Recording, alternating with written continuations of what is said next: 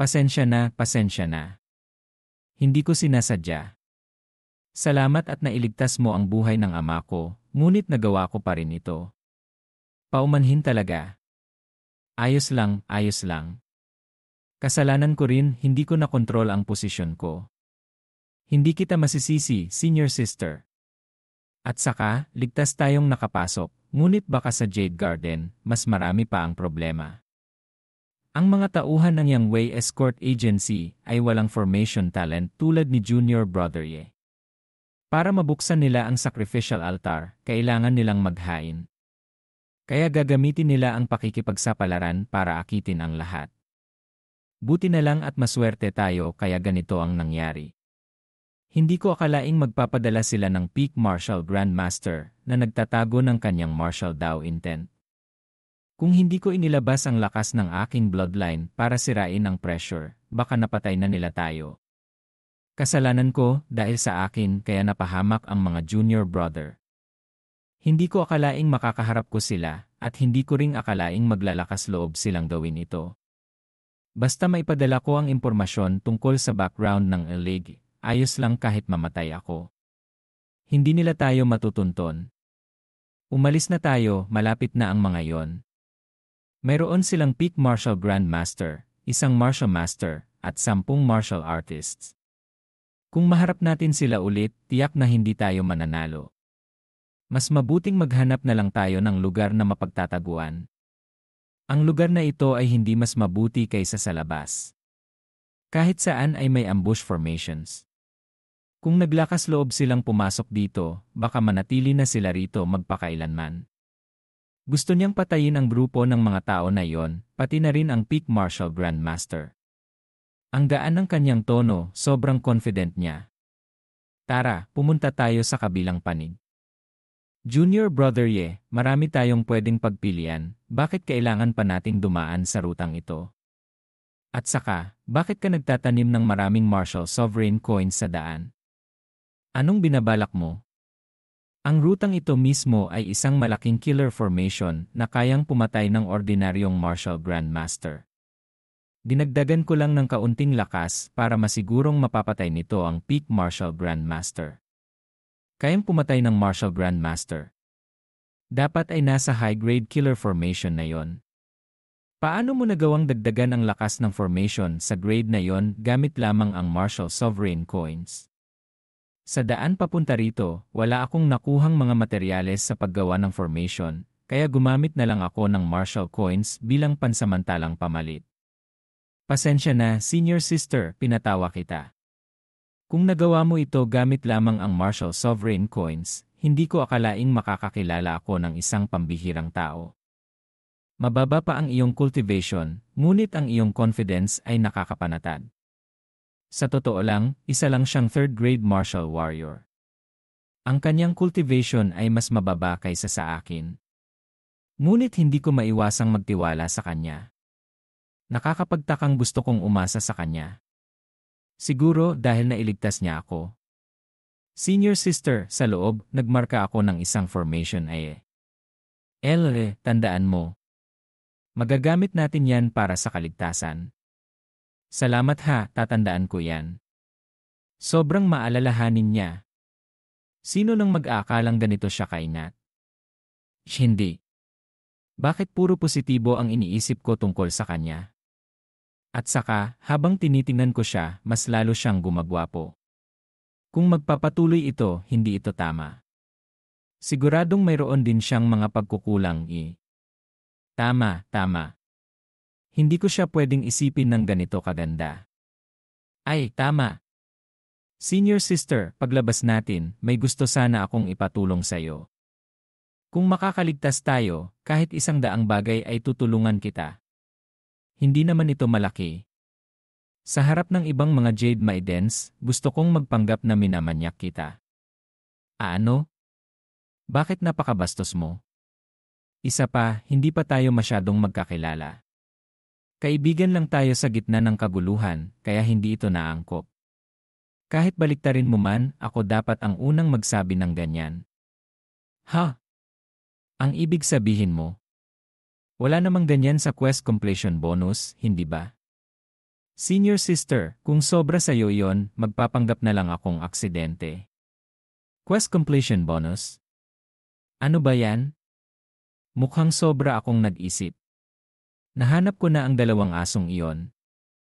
Scene Transition, Chapter 217, Supreme Divine Art, Kissing Tongue helps catalyze formation, kayo nga talaga ang hinahanap ko. Sa huling pagkakataon, nakatakas kayo.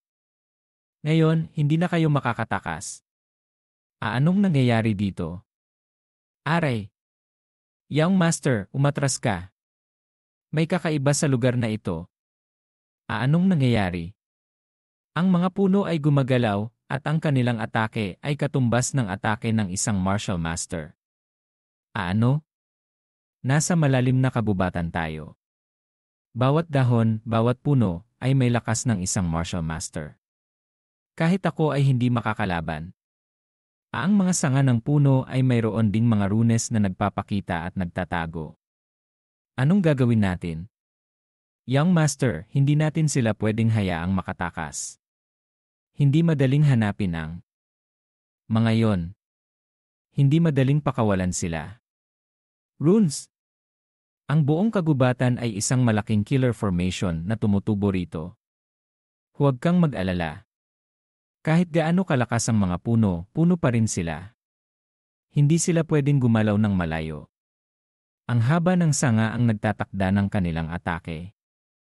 Basta makontrol natin ang range, walang dapat ikabahala. Killer Formation Activation. O Diyos ko!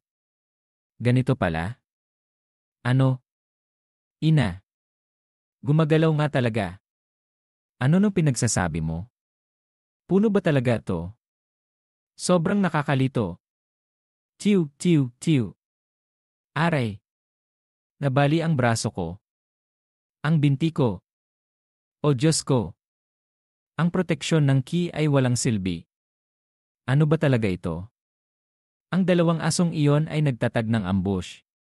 Kung magaling kayo, harapin niyo ako ng harapan.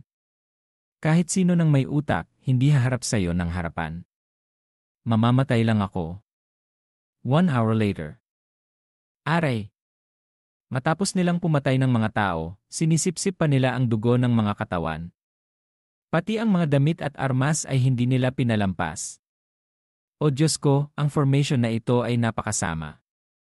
Hindi ko akalaing ganito kalakas ang kapangyarihan nito.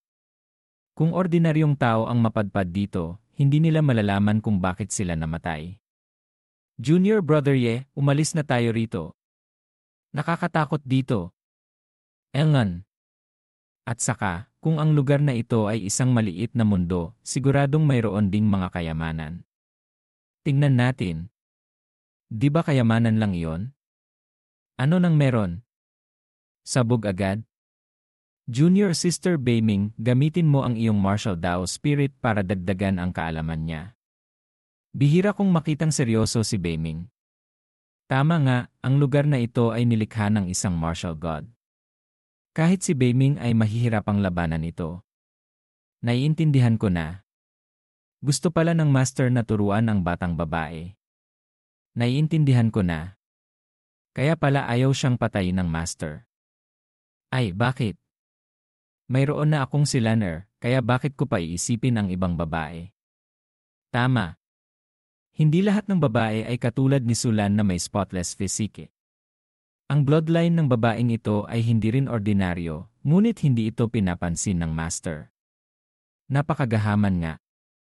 Talagang napakagahaman. Hindi ko maintindihan. May problema ba sa interpretasyon mo?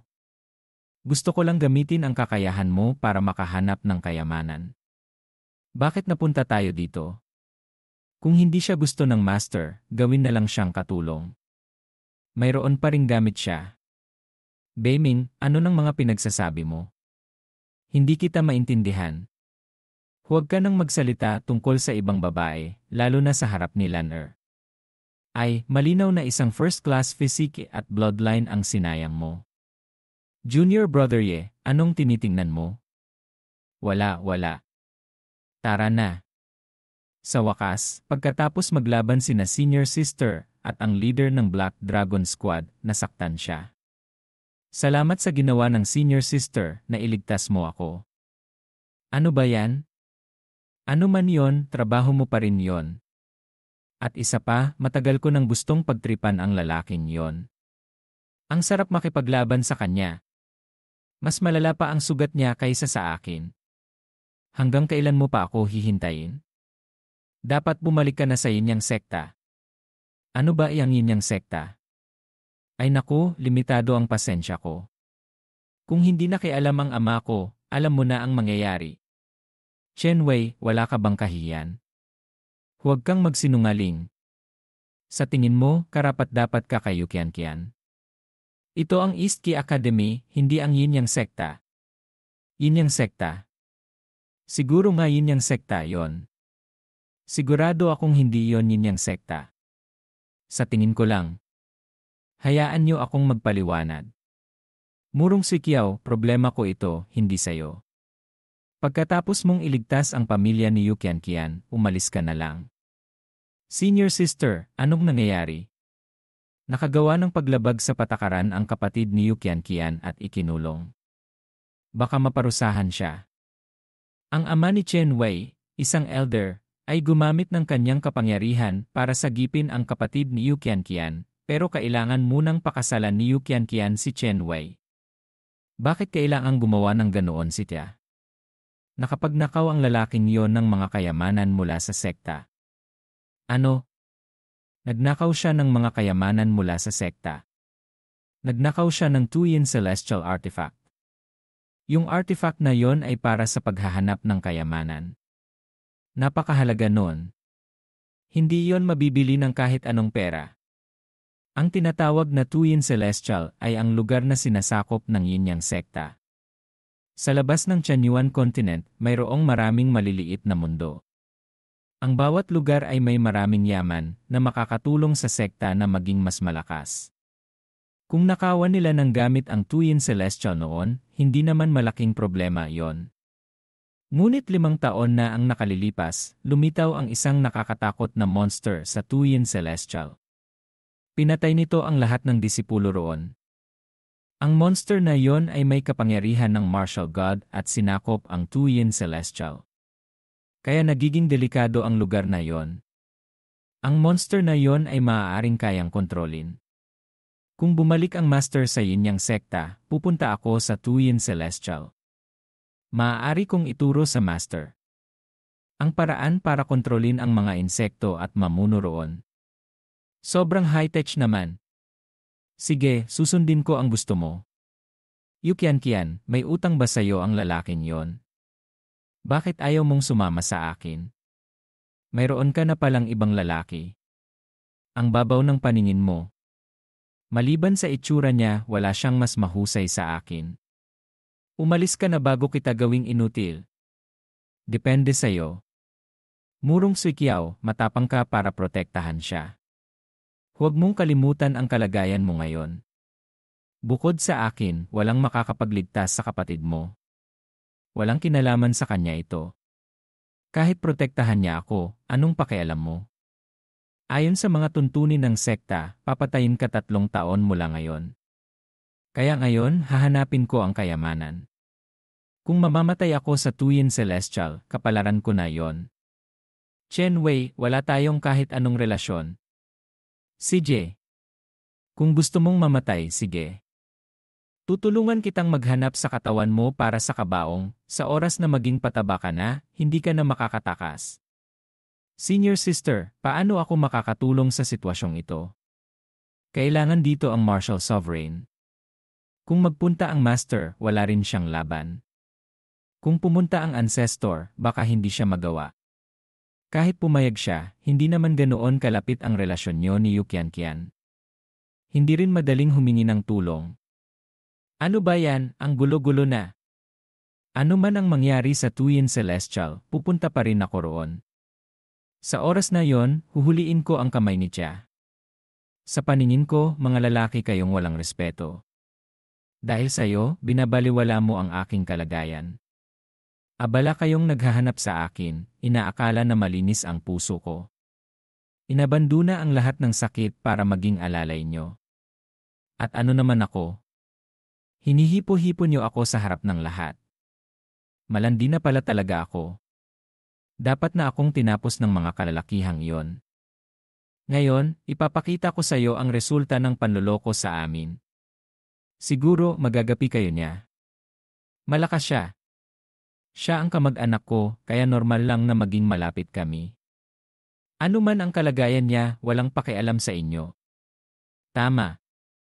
Yung tinatawag na half-year na panliligaw na yon ay walang kwenta.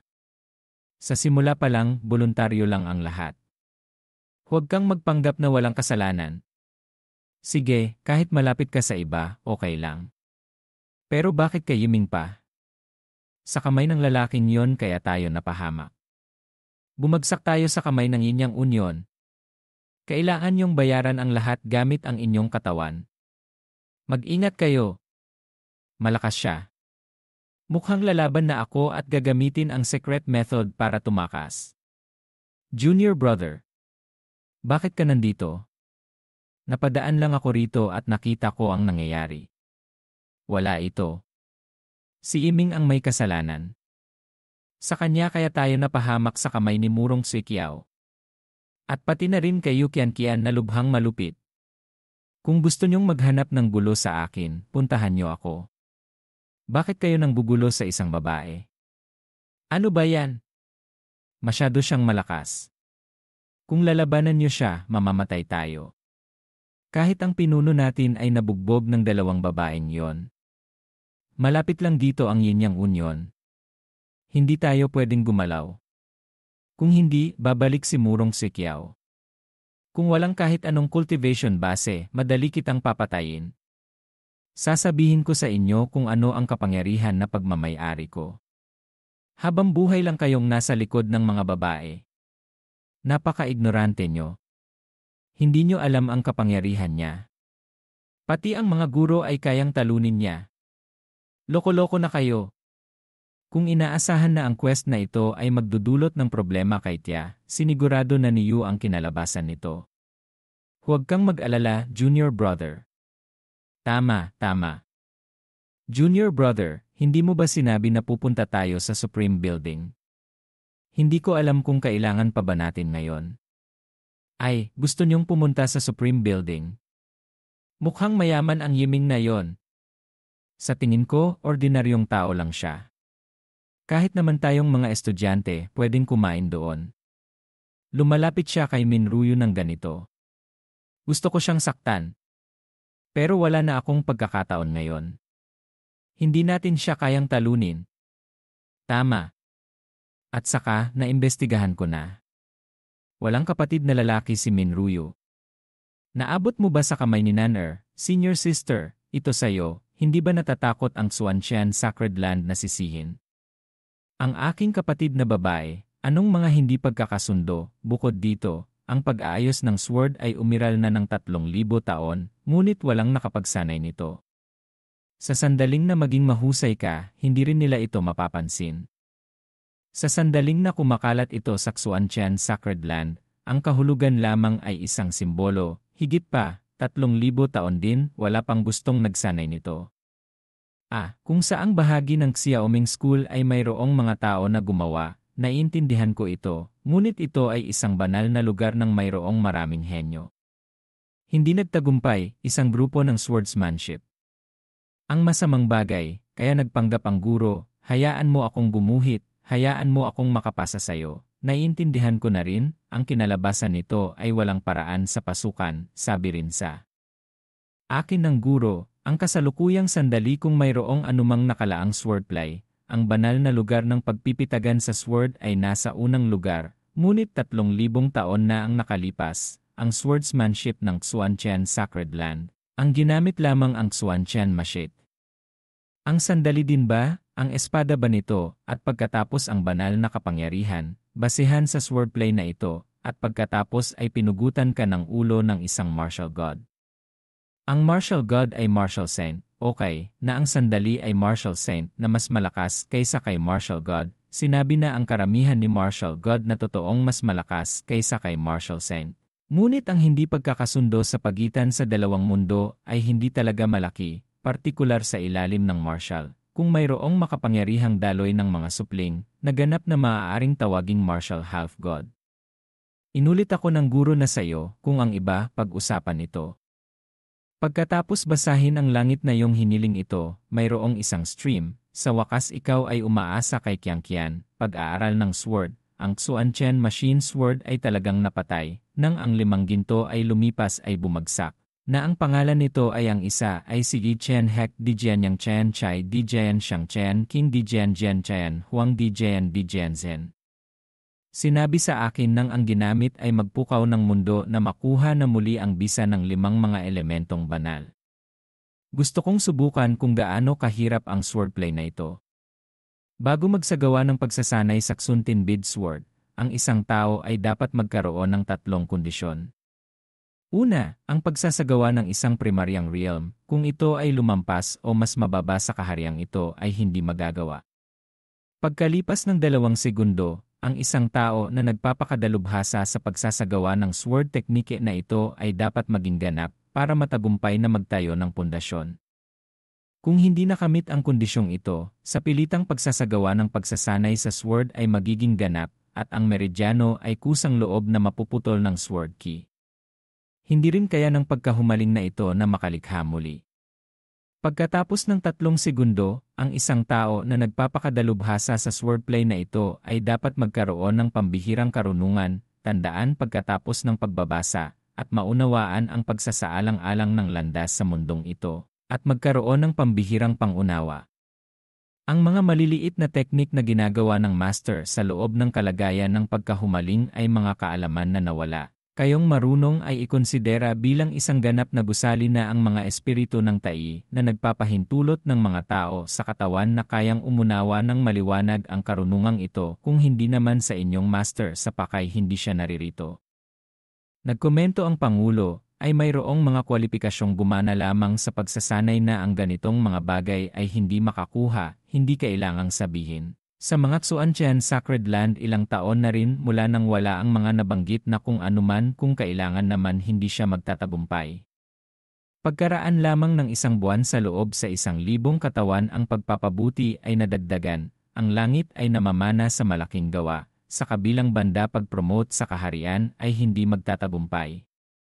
Nagbabalik-balik si Mingkay sa katotohanan bago ang nawalang kapangyarihan hindi naman pinadali. Sa kabila ng kahirapan na mabilis mabuong maayos, hayaan kong muna itong subukan sa isang pagkakataon, huwag kang magmadali. Kung walang kahulugan para sa espada ang sandata ay maaaring matibag na rin.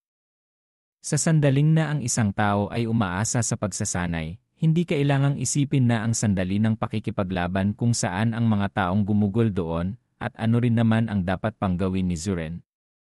Nakabihis itong bumalik, nakakaligtaang maging sanhi sa loob ng silid na ito ni Minryu na talagang ikinakalat, ngunit napakapagod naman na hanggat ang gawa para isara ito ng buo. Bukod sa katotohanan, napakahirap maunawaan, huwag na kayong magkahiyaan pa, sa ilalim ng 1 buwan ang paggabay sa sword, kayo rin ay malapit na.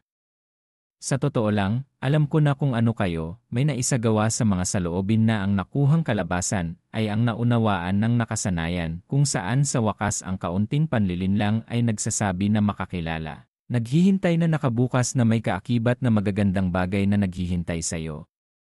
Sa totoo na ang katangian nito ay sinuman na mas mababa kaysa sa 50,000 kati biglang mayaalis, patay na lang iyon talagang kakaunting-kakaunti, ang kailangan ay hindi kumpleto. Kung ang kalagayan sa Xiaomen ay maaaring maging malapit at pagkatapos ituring sa mga sandaling wala ang angkan. Ano nga ba para pagdaanan ko si Xiaomen masyadong mahina, pero anong isinisilang sa Xiaomen masyadong malakas iyan, hindi ko alam pa kung anong sasabihin kay Xiaomen o kung anong puwersa ay matibay.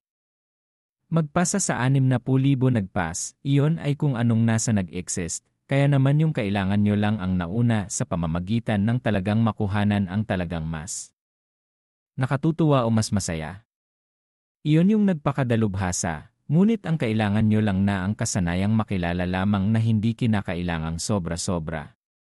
Sa wakas, mayroong taong mayroong sa gabi ng paglalakbay sa loob ni Minryu, ang pinagpaliban ko, mayroong sinong nakakakita na sa iyo ay maaaring makatulong. Kung talagang magpakadalubhasa kayo, Hindi na kailangang magyabang pa sa inyong sarili magpakita sa kanila sa kanilang mga sulyap. Naka-engrave, may paalala sa kanila ito para ipaalala. Talaga na lang nakapasa doon, kailangan sa iyo magawa mo. Ang mga nangyari ay hindi kailangang ibuhos ang puwersa, hindi ito ganito sa kabilang ibayo para sa akin si Tay ay magdala rin ng isang piraso. Iyong mga hindi pagpilit sa loob ay hindi naman nyo naguguputan sa mga taon, pero ginawa talaga ito, ang inyong hindi nakalulula. Talagang pinagtutulungan upang sa ganoon ay mahahayag ng maayos ang kapangyarihan, kung hindi naman kung ano naman ang mangyayari kay Xiaomen na mayroong labis sa labas, masyadong malupit, lilipat na ako. Mayroon pa akong pangangailangan sa inyo, o kung hindi naman katulad ng masama ang nais ko, masusundan, nakasanayang maging paninira ang sa ganitong kalakaran maliban sa may isa pa na nagiging malubha. Talaga yan yung nagdudulot ng panlilinlang sa gabi o iyan kung anong kalubhaan na masusundan ng kapangyarihan sa loob ng sandaling iyon, na ang lahat sa kamay ay magdadala sa lahat. Hindi naman ang mga nangyari lang dahil nagkataong lamang, ay ang isang nagdudulot ng gawi-gawi. Hindi na kayo, pero huwag niyong kaliligtaan, makabalik ako ng mas mabuti. Anong nagpasa doon ng hindi pinababayaan, sinabi ang angkop sa kaligayahan, dahil mayroon ba sa loob ng nagmumula sa mga nagdaang pangyayari? Ito lamang ay nagpakadalubhasa ng talagang malalaki sa sandaling nasira. Magawa iyon ng pagkatuto sa ngayon ay nakaraan sa sayo. Hindi ninyo matalikdanan na sayo sa mga gabi. Hindi ninyo na hindi na kailangan kong sabihin kung ano ako nag-exist, ngunit hindi naman ako nag-exist.